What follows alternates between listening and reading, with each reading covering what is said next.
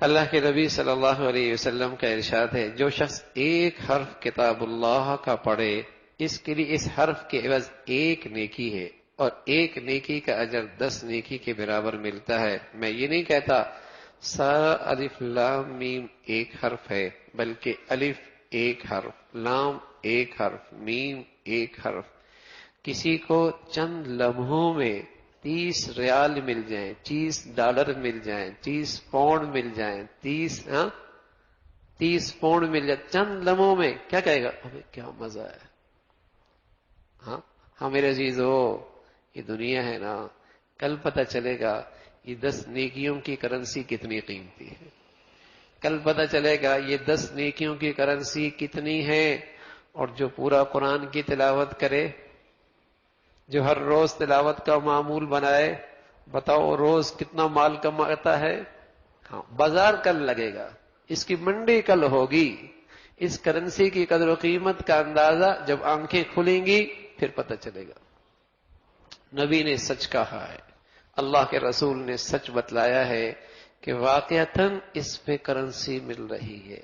الف لام میم 30 نیکیوں کی کرنسی مل گئی۔ اور جو روز ہی صبح کی قرآن کی تلاوت کرتا ہو، اور ایک روایت میں رسول اللہ صلی اللہ علیہ وسلم نے فرمایا، میرا جی چاہتا ہے کہ میرے ہر امتی کے سینے میں کم از کم سورہ یاسین محفوظ، کم از کم سورہ یاسین محفوظ۔ تو میرے عزیزو، اللہ نے صحت دے رکھی ہے، خوشحالی بھی دے رکھی ہے، فرصت بھی دے رکھی ہے، تو میرے عزیزو اس دولت کی بھی قدر کر، بڑی دولت ہے۔ جیسے اللہ نے یہاں خوشحال رکھا ہے، کل اس سے زیادہ خوشحالی مل جائے۔ جیسے اللہ نے یہاں دنیا کی دولت اور مال دے رکھا ہے، اللہ کل نیکیوں کی شکل کے اندر بھی ہمیں مالدار بنا دے، پھر مزہ ہے نا بھائی، پھر مزہ ہے۔ اس دولت کا کیا مزہ جس کے بعد پھر فقیری اور محتاجگی ہے۔